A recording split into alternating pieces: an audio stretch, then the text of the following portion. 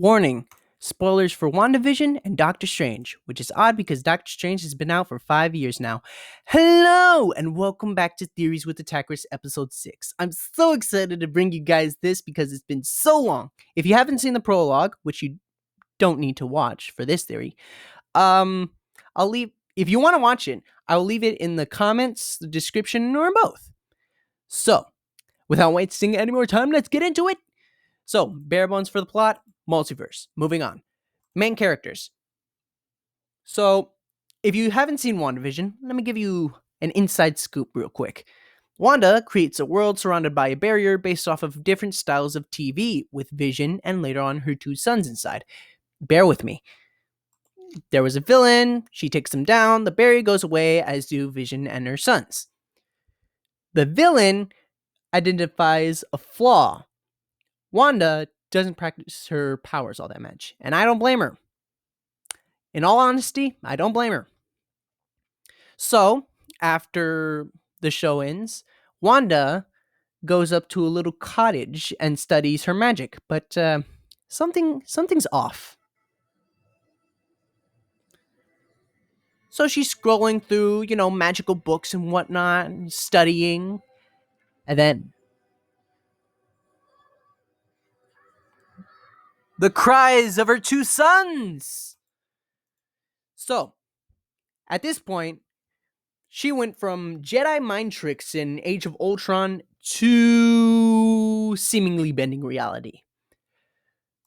Now, we're going to talk about the other movie, Doctor Strange. If you haven't watched it, I highly recommend it. It's really good. But at the end of the movie, Mordo, played by this man here, meets up with another character who, before the movie started, lost his legs due to a spinal injury, and Mordo basically took that away from him.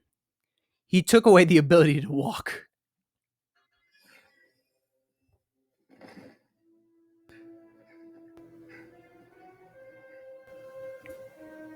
Why are you doing this?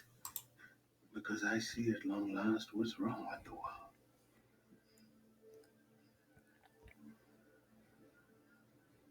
Too many sorcerers.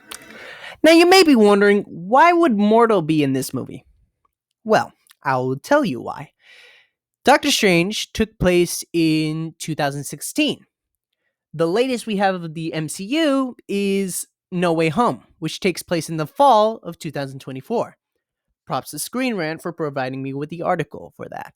So that's about a good 6 years of taking the powers and abilities of sorcerers all across the world. For context, Wanda went from Age of Ultron to WandaVision in 8 years. That's pretty close. So, time to answer the main question for this video. What's the story? Well, dear viewer, I will tell you the story. Doctor Strange is on a journey to fix the multiverse after the chaos that is Spider-Man No Way Home.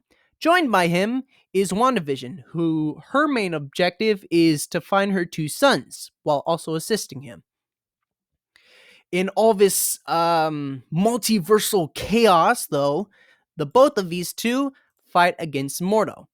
Now, you may be wondering why in the world he's in this movie at all. He did mention that there's too many sorcerers in the world, didn't he? And as far as I'm concerned, these two seem to be the most destructive sorcerers in the MCU. From Wanda being the cause of the Sokovia Accords in Civil War, Wanda entrapping civilians in a barrier while also simultaneously grieving over her husband, and Doctor Strange obviously making the events that Spider-Man No Way Home occurred in. So yeah, pretty convincing. Excuse me. So yeah, that's my theory. Be sure to like, subscribe, and comment, and don't forget to turn on notifications. Also, wear your masks.